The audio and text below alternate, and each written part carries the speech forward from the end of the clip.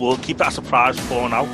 But yeah, listen, thanks for listening to the first part of Ammo and Danny's Irish Anfield Road.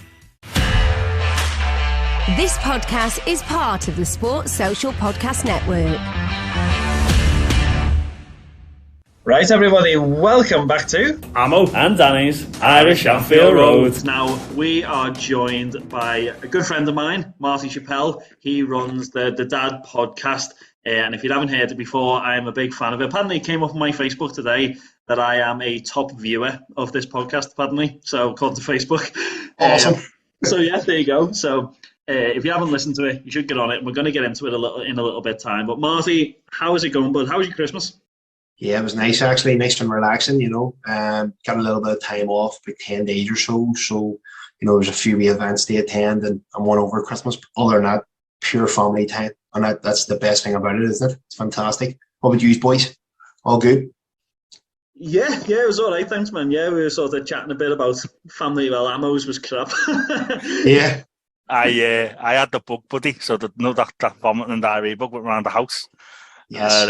On Christmas, so there was no Christmas dinner for me, and there was a lot of sleepless nights. But I had a good New Year. I was in Liverpool for the Leicester game, as we mentioned, so it was all good. As you say, you take the rough with the smooth, don't you? We're Liverpool fans, so we can take that. We know the crack. 100%. We were talking about that off, obviously, we were recording it, but with the bad times we went through it and the kids not being used to it. But yeah, we can definitely take it. Oh, we can, like. But no, it's good. And do you know what? We're going to get into the whole thing, obviously, the way your podcast and the format of yours is. Do you find, just as we're getting into this, I'm going to ask you two things, and it's to do with families and all. Do you find, one of the downers of my Christmas this year was that I got to this stage where my mum and dad turned round to me and they said, oh, look, well, obviously, we're not going to buy you any Christmas presents this year because we buy for the kids now. And I was like, no, wait there a minute. Like, I'm still your child. Like, what's happening here? Like, I'm getting to this stage where people are not buying me presents anymore because they're wanting to buy for my kids. I'm like, what's it? Like, I properly kicked off about it like a little kid, and I was like, no, you'll buy me something, or I won't be coming to Liverpool and you won't see your grandkids at Christmas. Stop having kids, Danny. Love it. Yeah, love it, by the way. Yeah, but no, I don't want to break your heart here, but yeah, my mum spoiled me for Christmas. Not gonna lie to you. So I got Lynx sets, as we all do, but I was lucky enough I got the pick my Lynx sets this year. So there's like a chocolate one I like, and I said if you're buying me, she buys me this big Lynx thing, does me near a year, which is fantastic. The older you get, I was like, just buy me a load of the chocolate flavor when they're class, like. So I got a load of that, but it did get spoiled other than that. I'm actually Saturday night we're going to see. I'm calling Poundland Peter Kay, right? So my mum, I got these tickets and a card. I was like, you're going to see Peter Kay? I was like, oh, I was so excited now. They were 40 quid. Like, tickets were like 70 quid. Hold on, man. So then she came around, I was like, what's this? And she goes, oh, it's a one in the Crumlin Road jail. You're going to go see it. It's like a tribute act. So I'm calling Peter May. I'm calling him, but I was buzzing, thinking we're going to watch Peter Kay here. 40 quid though. It's like, and as my head starts going, is it like a live viewing in the Crumlin Road jail? It's like a film or something. Like, I don't know what's fun I got there, but yeah, that's what I got for Christmas on one Saturday night. So can't wait. So you're gonna have to let us know what that is. Now I'm baffled to know what that could be. So once you're there, Peter May. Get a few pictures of Peter May. It should be all right, I suppose. I'll probably get hackled now if they present this type of thing. You'll not see it of me, but I'll just get picked on. Bit of karma, Now, in the sort of Christmas bit, obviously Christmas is finished, but one of the things, your first time on our podcast, Marty, so wanted to get to know you a little bit. And my little lad got a Would You Rather book for Christmas. So awesome. I'm gonna fire some of these questions at you. Go ahead.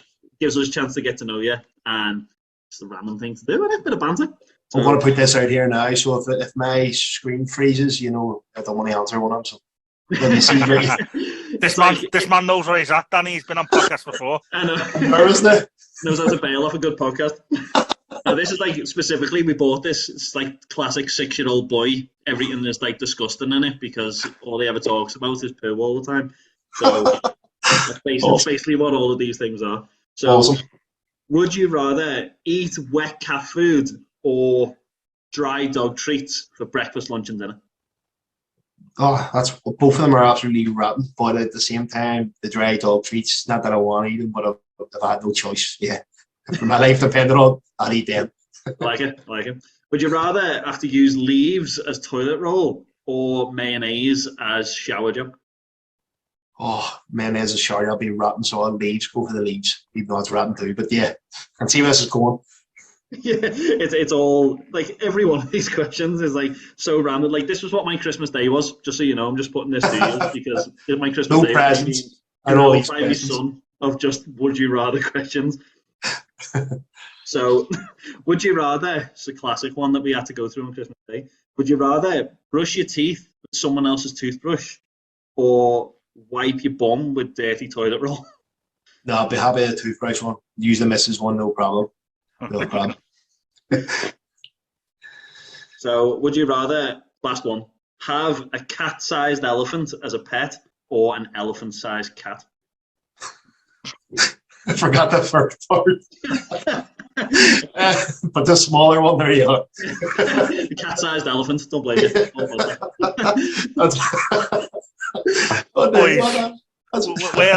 We're like legitimately saying that we're like on a podcast now, like chatting about like being a dad and Liverpool and stuff.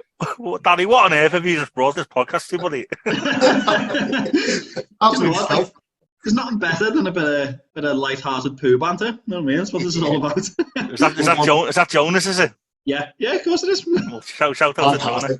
We're going through potty training at the minute, so that was completely relevant. My little lad, I came home tonight and he's completely naked, other than he has a Spider-Man mask that he wears like a hat, and then he pulls it down, and he just comes in and eats my dinner, and he's just cuts in with like literally naked with this wee mask. I'm like, all right, son. He's like, I'm like, what is going on here? Like, so we're potty training. He's just completely naked all the time. It's funny, like. It's very relevant. Now leading into it, that's the whole reason why I listen to your podcast quite a lot, because obviously me and Amo, same as yourself, with dads, like I've got 3 kids, like an 8-year-old, 6-year-old, a 2-year-old is potty training as well, so I know exactly what you're going through, man. Went into my daughter day before yesterday, and first time she'd done a poo on the toilet, and I was like, have you done the potty? And she was like, I done poos, and I was like, did you? And she was like, yeah, look, and like held a hand out with a nice big poo in it. She pulled out. Great, thanks. That is fantastic. That is the joys of it. But obviously, you host a dad podcast called The Dad Podcast. Going into your 2nd season now. What was the whole thinking behind starting it up? Why did it begin? Why are you doing it? What's it all about for anyone that hasn't heard it before? Okay, so initially, as you know, we've done a podcast called Mind Your Bub with a guy called Robbie Butler in Lisburn, in MLA. Me and him, the podcast went very well. We were recording them weekly at the time. But anyway, long story short, COVID came, completely halted it, and then we tried to rejuvenate it. And obviously, with work schedules, it just kept clashing. So we decided to kind of just leave it there. We'll do the odd special or something, but that's kind of where the interest of podcast came. So initially, then, as I said, I was sitting one day with Mrs. watching Loose Women. Don't ask me why I was watching Loose Women, but I just seen that they literally just all they do is talk on it, and they literally bring up topics and so on. I said to them, is that literally all they do? Sit and talk about a rubbish all day? And they're like, yeah. I was like, it's not really for dads, sir. And I was kind of flirting with an idea to start a podcast. And there we go. That's kind of where it was born. I thought, hey, I'll start one for dads, get dads on from all walks of life. And I literally have dads from all walks of life come on and tell me a little bit about their story. Some of it's funny, some of it's, kind of hard hitting, but that is literally where it started. Oh, nice. And like, obviously I've heard a good few of the episodes, and you do have a lot of dads from a lot of different backgrounds and different work lives and different things like that. And what are you hoping to achieve out of it? What's the aim of what you want to get out of the podcast, what you want to give to people through the podcast and different things like that? Because again, talking about that, I had a guy on, Neil McTaggart. He is called Amateur Dad on Facebook, and a fan of his posts. His posts just make me laugh. So it's just to bring like meaningful content. Me and him had a long conversation, 5-10 minutes, and I was picking his brains once one off camera. It's like, how are you getting so many posts out there? And it's not that I want any it's not fame on that. I don't mean that, but I don't want any like publicity from it. All I want to do is bring a little bit of joy. I relate quite a lot, and again, share some experiences, as I said, from dads that somebody will jump on and say, "Well, actually, yeah, that's happened to me," and then likewise, another guy will come on and say the same thing, and we can just bring up issues that I feel that dads is overlooked in a way. There's certain things that we're overlooked on, and I really just want to kind of raise some issues with that too. So, yeah, I really enjoy doing them. I mean, some interesting fellas. You know, obviously, Danny, I've met you before, but I've never had the pleasure of meeting yourself in person. So, yeah, that's basically it. Can I ask Marty, just as like you mentioned a good point there about kind of dads being overlooked, and in the 21st century that we live in, I have listened to a couple of podcasts, and please, excuse my ignorance if you've discussed this and put this out in public. My thought process is that although everyone says there's stigma about racism and things like that, and you've got to move forward, same homophobia, things like that. They have this whole thing about men having this upper stiff lip and they can't complain, etc., etc. Yeah. Do you think in the 21st century that we're at, that's a kind of expected now to be? You can't just go to work and provide the money. You've got to be there on all levels, emotionally, and things like that. I suppose what I'm trying to say here is there's always been that little bit of sympathy for single mums and women out there. You give a perfect example, loose women there. Yeah. Stereotypically, daytime TV has been, moulded around that kind of mum, put the kid to school, this is her time now, watch it. As a dad, and you become how old are we, lad? Is he about 3, is he, Murray? He is. He's 3.5 years before August, so 3.5. So you've become a dad, and that's obviously a massive culture shock to him. Do you think society, and this is a very deep question, I don't want to kind of go off on a tailbase here, but do you think as a society, the fact that everyone's looking at like what's the institutional racism and people's mental health, do you think dads in general are overlooked for what they do in society? Now, let me make something very clear before I kind of let you answer. Yeah. I was brought up by my dad. My dad brought me up, and I personally think that dads are kind of overlooked. But the problem is because women go through, holding a baby and through childbirth, it's kind of like no matter what you're feeling as a dad, that can never compare to that. If we've learned anything over the last 15, 20 years with mental health, no two stories are the same. 100%. But you're right, and again, this is my opinion, in case anyone ever gets offended, but this is my opinion. Yeah, I'll give you an example of myself. So all I seen myself as was literally the breadwinner, right? So I go to work, I literally work myself to death, provide a good life for my kids, and I feel like I'm the stepping stone for my son to have a good life.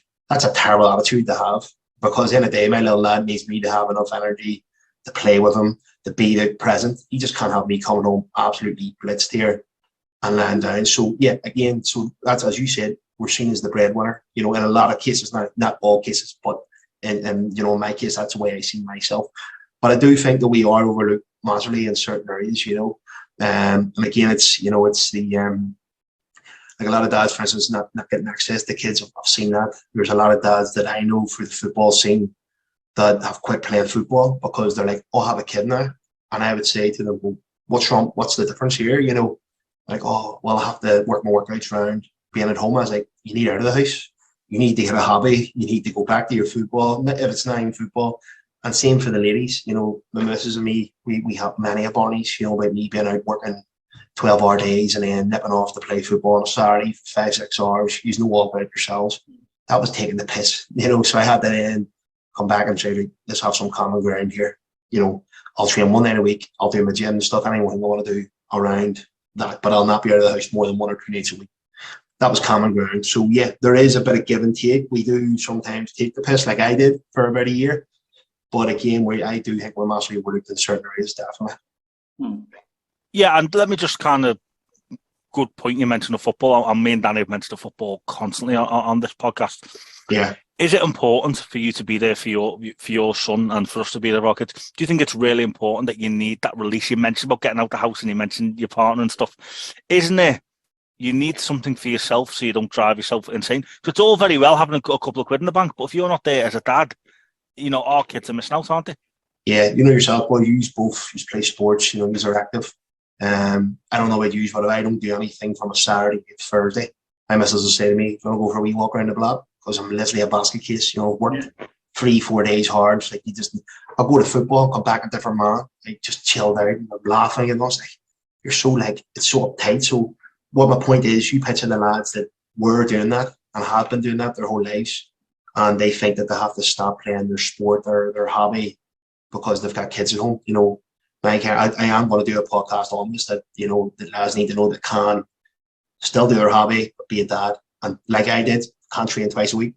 But if I need to do my gym work, I'll do it around times that I'm home. But I still get to go to my football on a Thursday.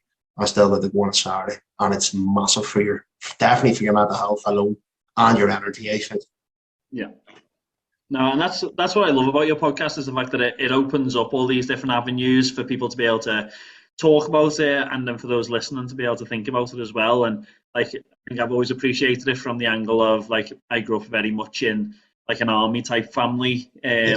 Like, granddad was in the army, great granddad was SAS and stuff, and like, it was very much that attitude of you suck it up and you do it. Like, you're there to work yourself as hard as you can, push yourself. You shouldn't be complaining about it, and just get on with it. Men don't cry. Like, what are you doing? Like, I always remember my granddad saying that to me when I was younger and stuff like that. He was like, what are you crying for? Like, if you cry about something, be like, what are you crying for? Like, men don't cry, girls cry. And that was it. And that was kind of the attitude, the stigma, and that wasn't a blight on him. That was how he grew up. That was what he was taught, and that's what he knew.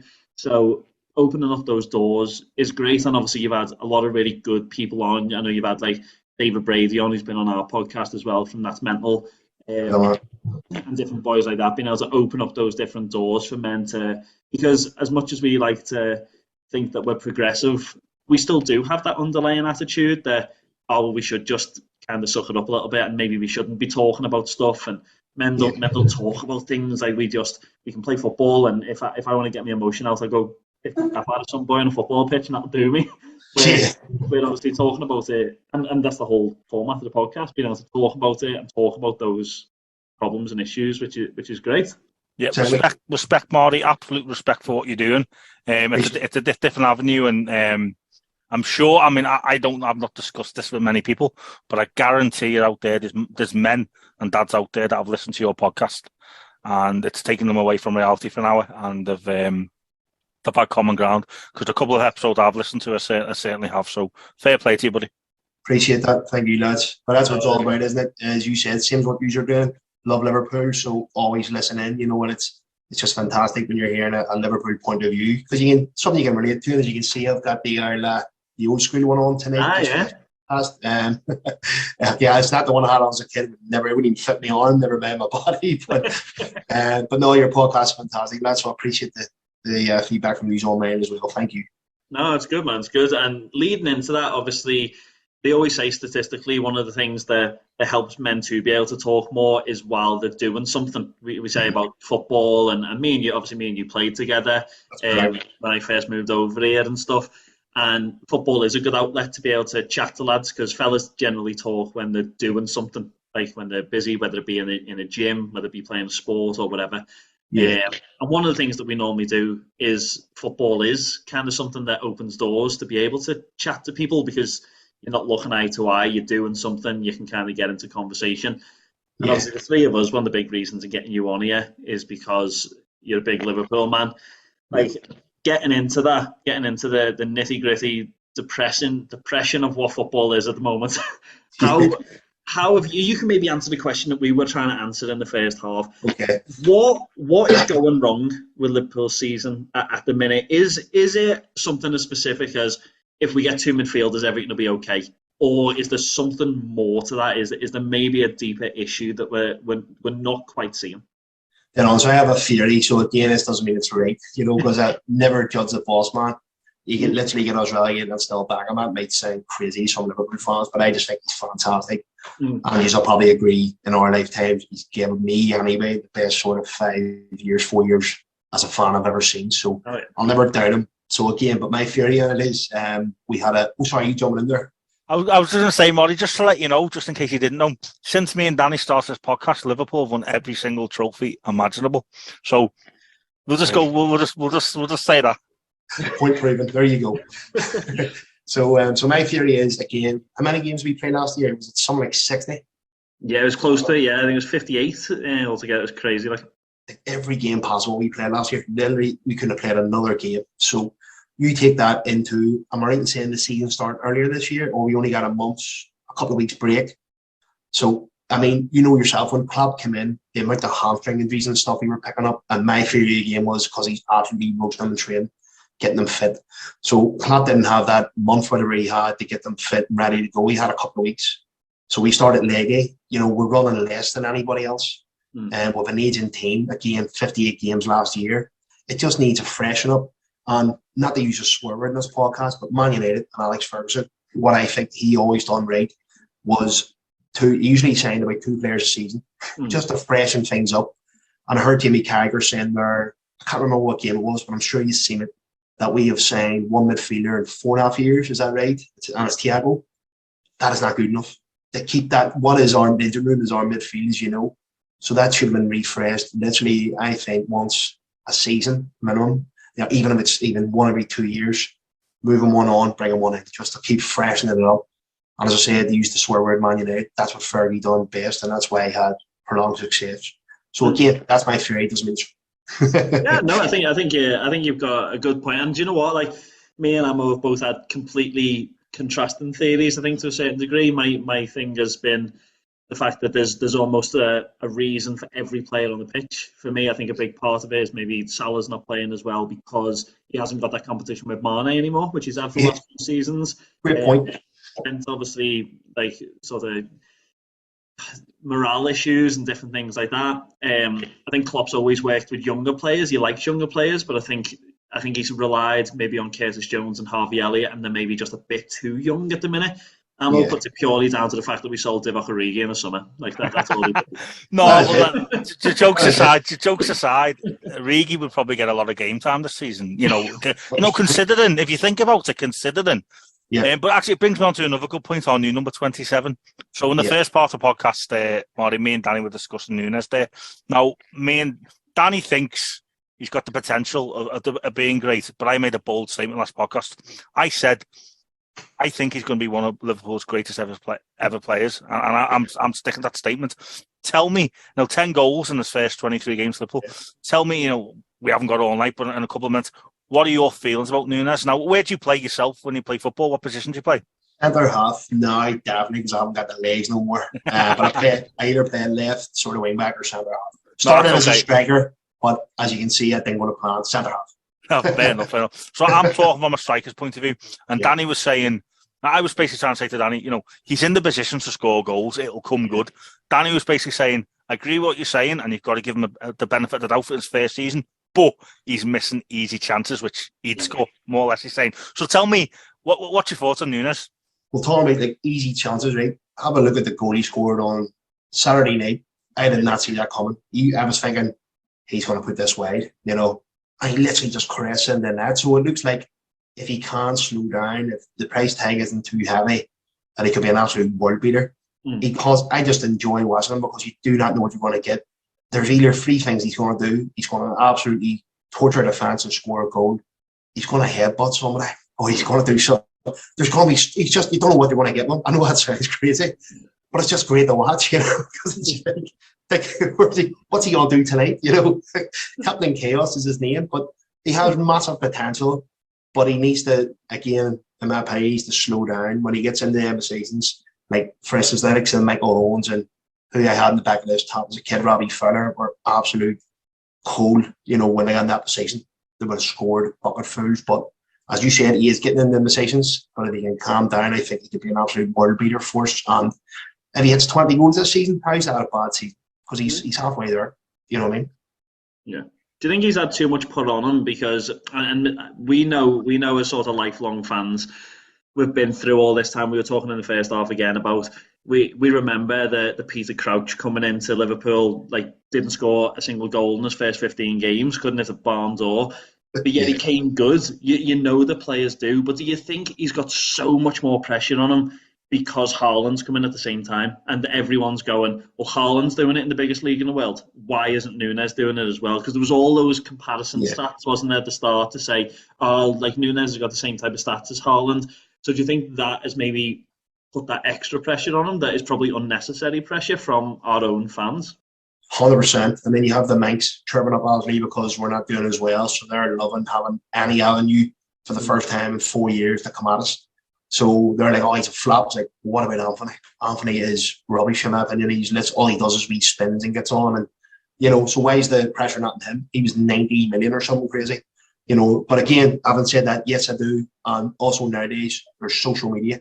So I don't know if you follow him on Twitter, but he's not biting as in replying to people, but he's always putting wee posts up, like nipping at people, telling people to be quiet. And but definitely, just as you said, I think he's feeling the pressure. But I think we're starting to see a wee bit of a change in him. Even like he couldn't pass a ball 5 yards when he first signed. But again, not to go on too much, but when I started getting excited, really excited about him was, do you remember the Community Shield? I can't remember who said he brought on, but they brought on 2 world beaters, and I was thinking, wow, you know, then I seen him standing on the line, getting ready to come on. And I was like, it didn't get me now buzzing, thinking, we have a world beater here as well. And then there you go, look what he done in the final. So, yeah, I do think that pressure was on him, but hopefully it come good. Yeah, I agree with you, to be fair. I think he has the potential to be like a Suarez-style character, as you said. You don't know whether he's going to come on and he's going to like just kick someone in the face or whether he's going to score 4 goals. He just needs to be finishing those bread and butter chances, doesn't he? But I think, as we said before, you've got to give boys a benefit of the doubt. You've got to give them a season. There's a lot to be said about coming to a different country and 23 years old as well. Yeah, only young, coming into arguably the biggest league in the world, with the most pressure on you, biggest media presence, all the rest of it. Like, you've got to give the lad a chance to be able to settle down. Now, think about this, lad. Sorry to jump on this again. I know, of course, taking the time, but like, he hasn't had a full team to play with. Like, we're carrying injuries here. You know, Jota and Diaz aren't there. Imagine Diaz fully flying down that left wing, giving them balls. You know, there's all sorts. Trent hasn't been firing. You know, there's all sorts of contributing factors. I know he's getting the chances, but he's literally getting the chances from nowhere. He's creating them himself by chasing a dead ball. But no, I'm excited about him, and I might get called deluded by anybody that watches it tonight, but I do not care. So don't worry, I've said he's going to be one of Liverpool's greatest ever players. I've put that out there. Yeah, and I'm sticking by it because I think if everything goes well, he will. But yeah, it's like anything, time will tell. 100%. Now, very tedious link here, but obviously we've done the would you rather at the start. We've got one more would you rather. But yeah, Marty, not poo related, is it? It's not poo related this time. Now, before we get to the Real Madrid game, we have got a number of different games coming up. We're still going to play Wolves twice, FA Cup replay, and in the league as well. We've got to play Brighton, we've got to play Chelsea, and we've got to play Newcastle. Now, would you rather win all of those games, or would you rather lose those games and beat Everton and get Lampard sacked? I'd rather win all them games. At a heartbeat, because every time we drop points, my heart's in the throat. Like, we're not going to get top 4 here, you know. So I know that there would be so sweet because one of my good friends is an Evertonian. But no, I'd rather win all them games. What was your answers, Dennis, by the way? But that's the first time I've asked. So is it? Talking of questions, actually, and you know, to be honest, I agree with Marty. You know, I'd rather win the games. And but look at us last season? Yeah, last season where we had the season before last, where we come from nowhere and finish second. You know, the points matter. But what I will say, I've got a couple of questions here that we kind of ask every Liverpool fan that comes on the podcast. So very simple, kind of easy question that most people should come to. So the first one is your first game at Anfield and who scored, and the second question is who's your favourite ever Liverpool player? So first game I went to was, I probably can show the camera here because I was on Twitter chatting to a guy about this the other day. I got my ticket. It was a game, Paris Saint-Germain, don't quote me, 1997, I think it was. And we played them in the semi-finals. There it is there. Liverpool, Paris Saint-Germain, 24th of April 1997. So we're playing PSG, and it was at, you can't really see it there, can you? Yeah, I'll send you the picture. But anyway, we believe you. That was my first game. I was in the cup as well with my father and my sister. So it was that was my first ever game. Fantastic. What was the score? Who scored? We won 2-0, I think. But if you Google it, I think we need to score another one. They beat us 3-2 in aggregate. But I just remember at the end of it, Robbie Fowler throwing his boots into the crowd, nowhere near me, obviously. But I was thinking, watching it his boot because I absolutely idolised him as a kid. But favourite ever Liverpool player, was that the next question? Yep. You can see who it is there, that man there. I've got 2 of him. There's one over there, but I also have Jamie there. So there's Jamie Carragher. So he's my hero, like my all-time hero, but that's my favourite player. He was just ridiculous, and I imagine him in his team right now. Did you ever What, sorry? Have you ever had the chance to meet Gerrard? Never. I'm at Carragher though, and I haven't got the picture, but the way you get a meet and greet. So I told him he was my hero and all, and he was like, "Oh, brilliant!" He was like, but this big lad come up, "You're my hero," and I got it before to him, and I paid for it, and my eyes were closed in it, so I was like shaking his hand. Oh, absolutely grim, like. But it's just class to meet him. I was so in awe of him, like, because it was actually the one again, an old stuff for time, but when he became like my hero, the 2005 final, when he was cramping up and all, it's just like he would die for that shirt, and it just explained how you feel about your club. And no, what a lad. But never met Gerrard, unfortunately. Have you guys? Yeah, I've met both of them. I used to you wouldn't know this, Maury. I used to work at Anfield. Wow. And I actually waited on Steven Gerrard's box. He has a VIP box at Anfield, and I waited on his box for about 2 or 3 months. So I met him before every single game, and this was when he was at the peak. But I've said the story before, but I'll tell you, and it's a good story to tell. I always remember after most games, he'd come up to his family, his wife Alex and his kids. So I think he only had 2 kids at that stage.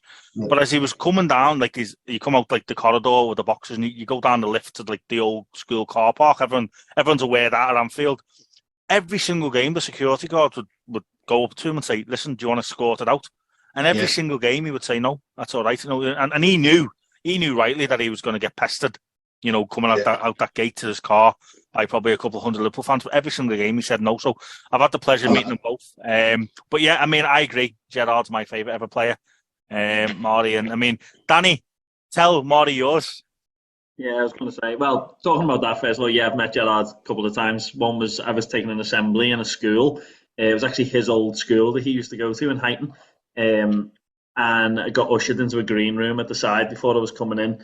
And I've been doing like football lessons there all day. So I used to do football stuff over in Liverpool. And Gerrard came in because he was doing the assembly in the school. So I was literally in a green room, just me and him for 10 minutes in a weird situation where I was just sitting there and he was getting changed into his football kit. So I was just standing there like a pervert watching him strip off in front of me. Very strange scenario. That was amazing. I'm wrong with that, kid. Got a proper 10-minute chat to him as he's like stripping off. Awesome. And then I've met him just a couple of times after matches and stuff. Like, awesome. I love Gerrard, and I will caveat that by saying I love him. But I struggle to beat Xabi Alonso. That's what I'm all about. He was on that midfield three. Obviously got the song about them. Obviously, it's a Sissoko in it too. But that midfield three, and Mascherano and Gerrard, it's just like, imagine that in our team now. Like, nobody beats you with them three in the pitch like that. Wow. We have, but it's fantastic. I think sometimes you relate to people, from playing with me previously, Marty, that I am slow as anything. So watching a guy like Xabi Alonso that barely moved and yet was able to do magic on the pitch, like. Didn't break a sweat, so he didn't basically just strutted about and controlled the game. Fantastic. Really. But as we come towards the end of this, I think we've got to ask you, Marty, about your predictions. So, do you think? Well, first of all, how far do you think we're going to get in the Champions League? We've got a tough draw here against Real Madrid coming up in a few weeks' time. Yeah. Got to play at home first. Got to play at the Bernabeu second leg, which is always a really tough one to do. And then, secondly, realistically, what position do you think we're going to finish? Do you think we're going to make top 4 this season, or are we realistically looking top 7? Depends on injuries, and if we get one midfielder in, just to refresh that midfield. If we don't get a midfielder in, I think we're looking at 5th or 6th, unfortunately. And I don't like to be negative because I'm not like that type of fan. But if we get a midfielder in, just to refresh it, and give them a lift. You've seen Gakpo put himself about. We need another one in midfield behind him, Chief following suit, where he was looking around him and they're just sort of standing there legless. So depending on midfielder, 5th or 6th. Champions League again, I don't know. Like for me, I'd see like in the knockout stages, I'd rather get a Real Madrid and then you get a Bayern in the next round instead of getting like an easy one where you can get an easy route to the final. Oh, these games are what we live for. So you just never know. Liverpool, I don't know how to make a prediction on the Champions League. We can absolutely trounce them here 3 or 4-0 at home, or they could beat us 1-0 like they do. And so, in the terms of Champions League, we'll see what happens. But the league depends on a midfielder, in my opinion. Now, obviously, before all of that, we have got a load of crazy games coming up. As Right. FA Cup replay, Wolves to play, we've got Chelsea to play at home, Newcastle to play, which we never thought we'd That's say. right. Well, I thought we'd be saying it maybe in 3 years' time, and they've probably got Mbappe and all sorts by that point. But Yeah. I didn't think we'd be saying it as soon as we're saying it. But Newcastle are a really tough game this season, so it's going to be exciting. It's going to be interesting, and hopefully we can build up some momentum in the build up to this Champions League game. But you know what, Marty? It has been a pleasure. Thank you so much for coming on, man, and for talking to us about the footy, talking to us about all sorts of different stuff. As I said, for anyone that hasn't listened, make sure they tune into Marty's podcast. Make sure they're listening to it. It's well worth your time. And yeah, thanks for coming on, man. Really appreciate it. Hope you've enjoyed yourself. Thank you, Marty. Keep doing what you're doing, buddy. No, listen, lads, thank you very much. Really enjoyed it. As I said, to talk about my podcast. More importantly, jump on with you boys. We've talked about doing this for a little while, so I'm glad I could jump on, and thank you for having me. Thanks, lads. No worries, anytime. And thank everyone for listening. I hope you've enjoyed it. Hope you've enjoyed the games that are coming up, and hope they pick up a little bit of speed for us, so they've got a little bit more exciting things to talk about next time. But thank you all so much for listening to Ammo and Danny's Irish Anfield Road. If you like what you've seen, don't forget to subscribe and give us a like. Thank you.